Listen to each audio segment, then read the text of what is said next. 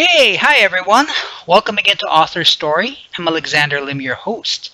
And for this episode, I'm interviewing Donna M. Orange, author of the book Climate Crisis, Psychoanalysis, and Radical Ethics. It's published by Routledge. And for those of you following along who are interested, you can go over now to the Amazon link in the description below the video and check out or get a copy of their book. So, Donna, welcome to AuthorStory. Thanks for being our guest. And thank you for inviting me. Fantastic. So, Donna, can you just tell us a little bit about yourself? What's your author story? Well, I guess I would have to say that it's already a long one. Okay. But I'll make it short. Cool. I come from the Pacific Northwest, where you would expect a person to be concerned about the climate crisis. Right. I grew up in a very large family, but I ended up, after being a teacher and a philosophy professor, as a psychoanalyst on the East Coast, where I very much missed the beautiful mountains of the West, but I loved New York as well. So I was a psychologist, psychoanalyst for many years, maybe 30 to 35. Okay. And after that, almost 3 years ago, retired to Claremont, California, where I'm now consulting and writing and teaching. And people tell me that I have flunked retirement. And this book is part of what I've been doing. Right. All right. Okay, cool. So, next book, would you mind telling us a little bit more about it and what it's all about? Okay. The book has the three pieces that you hear in the title. Right. The climate crisis, which struck me forcibly when I landed in California in the middle of a 5 to 6 year drought, where we were saving every single drop of water. Right. And where I live among people who are extremely concerned about the climate crisis. Right. And my long discipline of psychoanalysis, where I was hearing nothing about the climate crisis, and I started to wonder why. And my philosophical studies in radical ethics, which I'll tell you a little bit more about, and I began to think about the ways in which these three areas went together and developed a story about a psychoanalytic understanding of why people are turning away from the climate crisis, even very intelligent people, and acting as if it isn't happening. Right. Okay, so Donna, what made you decide to write Climate Crisis? Was there any particular, aha moment, or was it due more to the gradual buildup of your experiences as time went by? I would say it was I can't say that it was an aha moment, but there was a very strong realization that the changes to our climate were accumulating much faster than I had realized, and that most of us had realized, that the Arctic ice shelf is pretty much gone, that Greenland and Antarctica are melting rapidly, that the ocean temperatures are rising and levels are rising. And I suddenly realized that my life hadn't changed much, but that many people were already suffering terribly from climate change, and that much of the refugee crisis and that many people really suffer from climate change, and that it was up to us in the more affluent world to be concerned about this. Right. Okay. So, climate change, on the surface, it seems rather far removed from psychoanalytics, psychoanalysts. Yes. But your book argues that psychoanalysts have a role to play with the kind of, as you mentioned, radical ethics necessary to effect climate change. Before we get into that, first off, What are these radical ethics that you talk about? Yes. Radical ethics I talk about come from a couple of philosophers, one Jewish, one Christian, Hmm? who argue that the other basically comes before me, and that this is a very basic ethical attitude. That it isn't that I owe the other exactly what the other owes me, which is the way we often think about ethics, that it's about fairness, for example. No, that the other, especially if the other is suffering and miserable and without resources, is utterly dependent upon me, and that the other should come first. Okay. It's in Christianity, it's the story of the Good Samaritan, for example, Okay. that one thinks about. And so that a radical ethic means that my needs are on the back burner and that the other comes first. And when it comes to the climate crisis, that we who live comfortably need to stop worrying so much about our own comfort and worry about the human beings worldwide who are suffering dreadfully from climate change already, and not to mention our children and grandchildren who are probably going to be living in an uninhabitable world. Hmm. Okay, okay, got it. So these radical ethics, they're more like, is this more like on a societal view, taking society as a whole, taking humanity as a whole, or does this also Yeah, apply like to individuals as well? both. Both.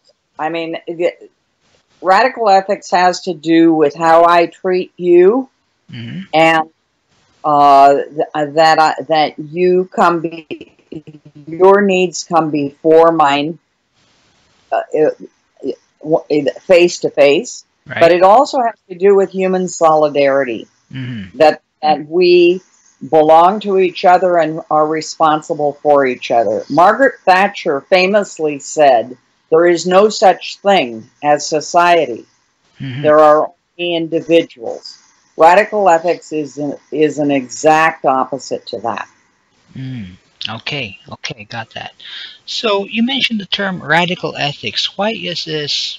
I mean, maybe just to get this clear, why are these so-called quote radical ethics unquote so radical? Well, they're radical in a couple of ways. Okay. One is because it's so completely different from the way we Westerners normally think. We in Western civilization normally think. We tend to think about what's good for me and what's good for my immediate family. Hmm. And we have a very basically individualistic attitude toward ethics and politics and just our way of life.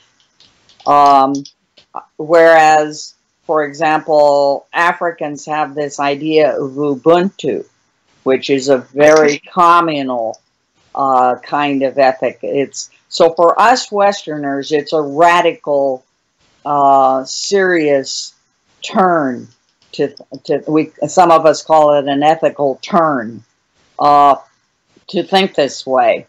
It's also radical because, in the sense that to be radical means to go to the roots. Okay. A radical, and when you go to the roots, you're saying what is basically and radically important.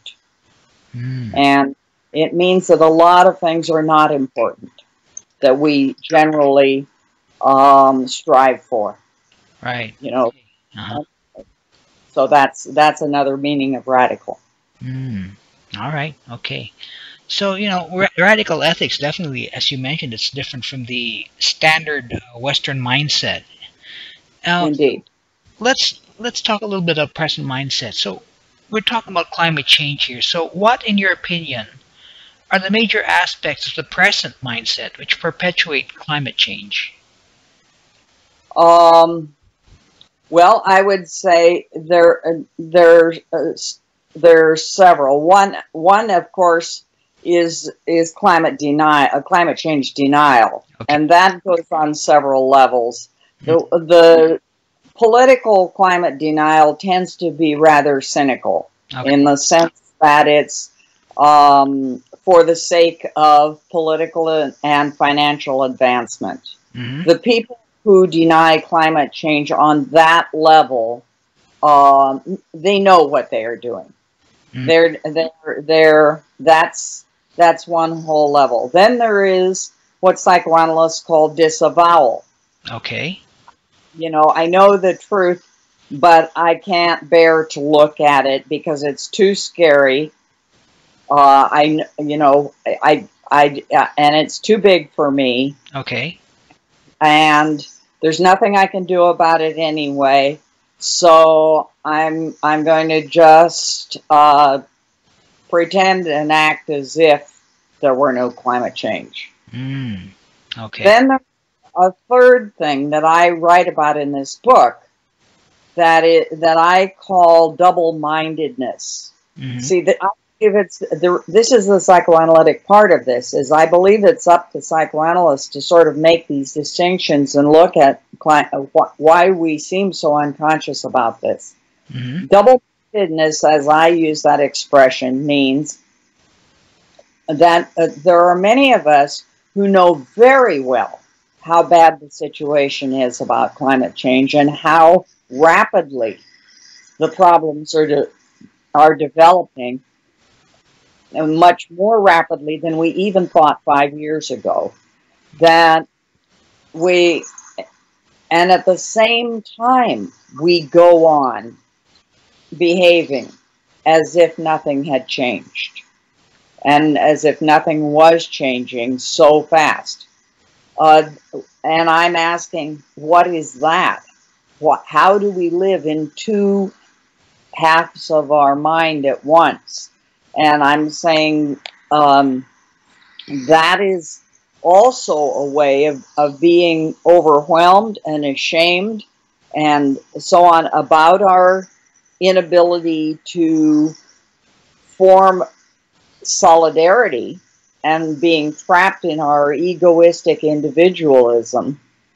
So it's a combination of this philosophical point about the egoism and individualism with the psychoanalytic story about the emotional versions of that, where the egoism takes the form of envy, and envy makes us want more cars, bigger houses, more fame and celebrity, and makes us forget all about the people who are suffering and the fact that our earth and the species are going into the garbage heap. Okay. So it's So, go ahead. so it's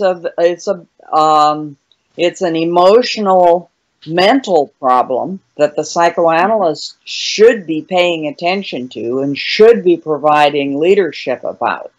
Okay. But we haven't been doing it. So this book, one of the points of this book is to call out my psychoanalytic colleagues on this topic.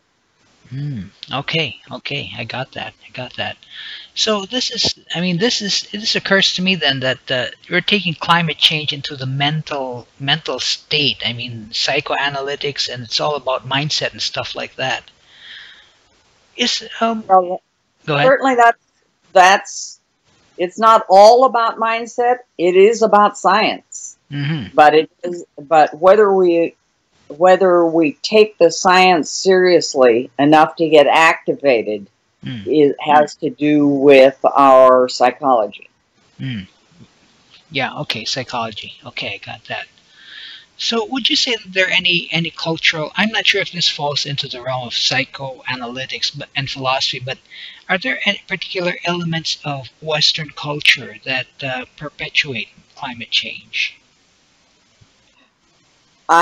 Yes, I mean, one, besides the underlying individualistic egoism, we have in our country and in uh, several other Western developed countries, a history of colonialism and slavery, and I talk about that quite a bit in the book, that has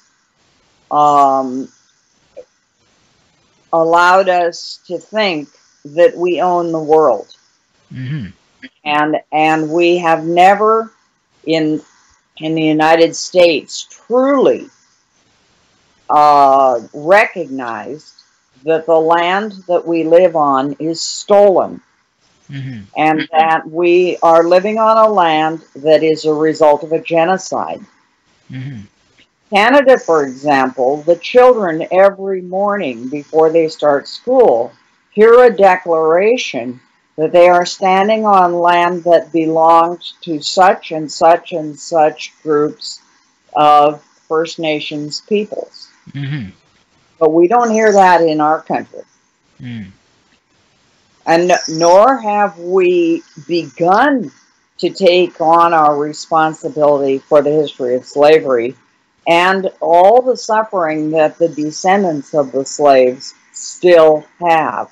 And I think that because we keep ourselves so unconscious about our very nasty history, it makes it much harder for us to see the suffering that we are causing now to other human beings. Okay, I think go ahead. the connection between this history and the climate unconsciousness that we have now. Okay, so culture and history, they do play into this the present situation then. I believe so. Okay, got that. So next, I want to talk about climate change and psychoanalysts. How psychoanalysts can, as you said, mentioned earlier, take the lead. There doesn't seem, there doesn't seem to be much by way of a link between psychoanalysts and climate change. But as you mentioned, it is there. What do you say in your book that, as you mentioned, because you want to change the attitude of your fellow psychoanalysts, what is there that can impact present attitudes, both where psychoanalysts are concerned and where the general public is concerned?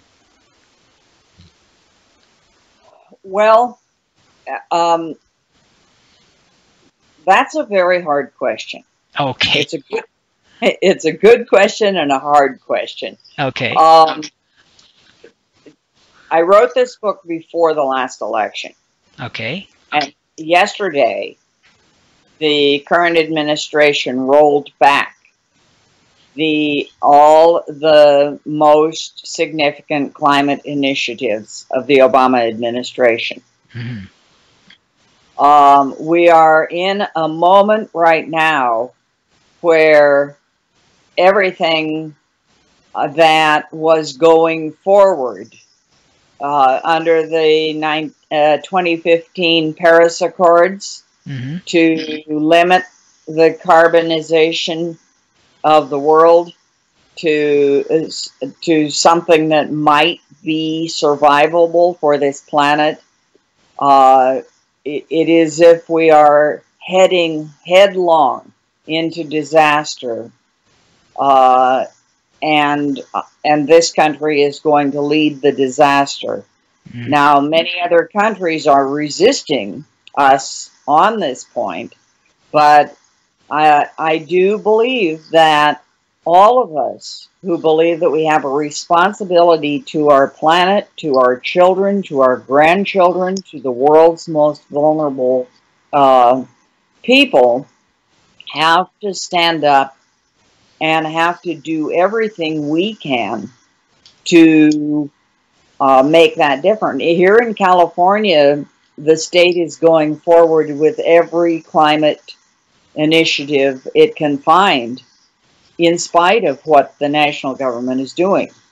I do think that psychoanalysts are starting to realize that we are not just people who work with individual suffering day after day in our offices, which is what most of us have spent our lives doing, and it is a wonderful form of work. I'm proud and happy to have been a psychoanalyst for my professional life.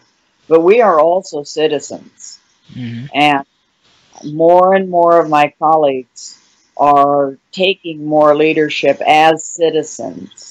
There are groups in the past year that have been doing tremendous things, not only with climate, but with civil rights, with resistance of various kinds, that make me very, very proud and encouraged about the willingness of psychoanalysts to be thoughtful about all these things.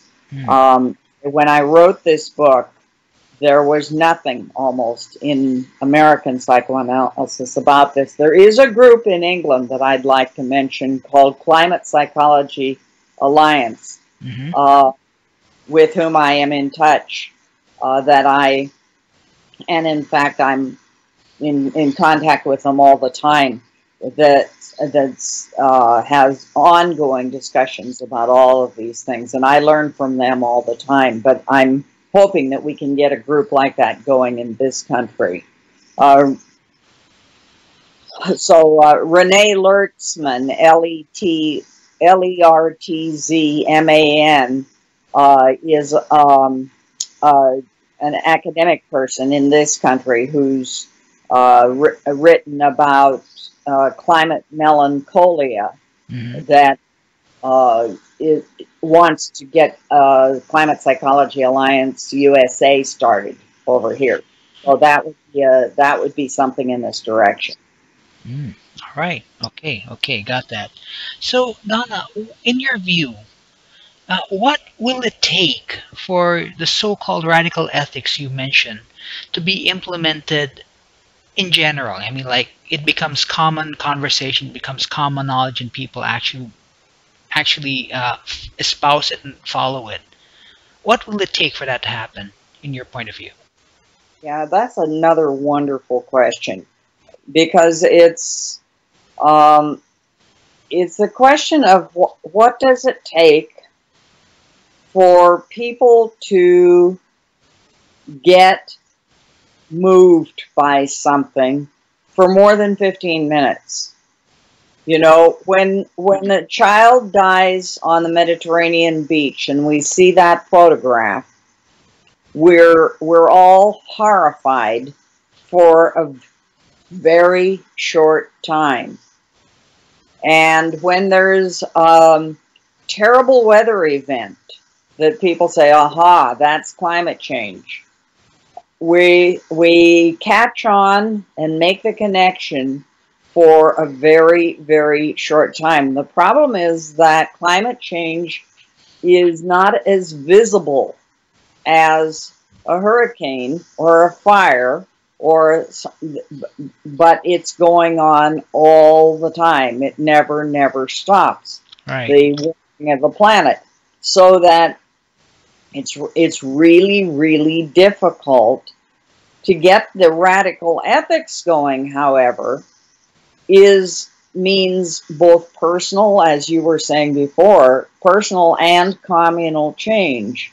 And I think that our best shot here is, one, to begin to truly appreciate the contributions of other religions, of different spiritual and religious traditions from around the world, who have a better sense of some of this than we have had in the West, and also to ally with various religious and spiritual leaders who have some sense of our responsibility to each other.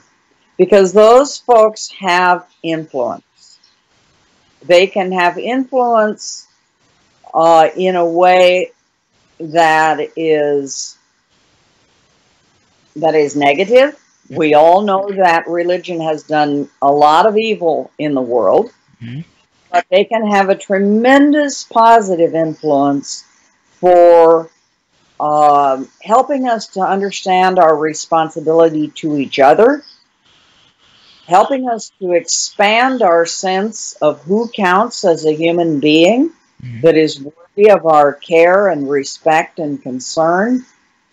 All those things that are necessary to get us activated, that other people's grandchildren matter to me, that that refugees matter to me, refugees from climate change coming out of Central Africa, refugees from wars that are being caused often by climate change, that they matter to me. That it's the question of who's going to be willing to speak in a kind of prophetic voice to say, these people matter. There are many people who will say you have to start caring about the trees and the species that we're losing. And I say, yes, those anybody who can get moving, as a tree hugger, that's great. The radical ethics is going to move people because they're going to see people suffering, and they won't be able to bear that. Other people starving is going to upset me to the point where I will change the way I live in order to prevent that. That's what I mean by radical ethics taking hold. All right. Okay. So yeah, looks like definitely sounds like a big job. I mean, compared to where we are right now. Indeed. Okay. Cool. So Donna, let's say you met up with a person kind of concerned about climate change, is only vaguely familiar with the present attitudes about the issue, and you had only enough time to tell this person one thing about the situation from a psychoanalytical or ethical perspective. What would be that one thing you would tell that person, and why would you tell them that? Oh, wow. I don't know if I would tell them anything. Okay. I think I would ask them. Okay. What kind of world they want to live in 30 years from now or 20 years from now. And try to get them to imagine what this world is going to be like for themselves and the people around them if we just keep on going the way we're going. Okay. And because telling people things doesn't seem to be getting us anywhere. Right. Good point. Yeah. I think we are somehow going to have to, we're going to have to ask people to find this for themselves in some way. That's partly why the younger people are our big help, our big hope, because they are willing to ask themselves these questions. We saw in the last election that the young people got really activated. Okay. And they were activated around climate as well. Right. Okay, cool. So Donna, in the last minute or so of this interview, are there any last words of wisdom you would like to share to inspire our listeners? I think I would just want to say, let's try to think, if we possibly can, that we are all connected. That what happens to you matters to me. And that we all matter to each other. And that if we can save our planet as a habitable place, it will be good for all of us. And if we don't, we are all going down. Right. Well, that's definitely pointed words of wisdom right there. So, in closing, then, the book is Climate Crisis, Psychoanalysis, and Radical Ethics. The author is our guest, Donna Orange, and you can find the book on Amazon and at Routledge. Am I pronouncing this correctly, Donna? Routledge? Routledge. Wow. Oh, Routledge. Okay, my mistake. So, Routledge. You can find the book on Routledge as well. So, Donna, thank you very much for your time. Thank you very much for being an author story. It was very insightful having you with us here today. My pleasure, Alex. Cool. So if any of you listeners want to know more about this very important topic, please feel free to go ahead and check out Climate Crisis, Psychoanalysis, and Radical Ethics, which you can do so right now by going to the Amazon link in the description below the video. And of course, if you'd like to follow our author interviews on YouTube, I invite you to subscribe to our channel. So bye for now, everyone. I'll be back on Author Story next time with another inspiring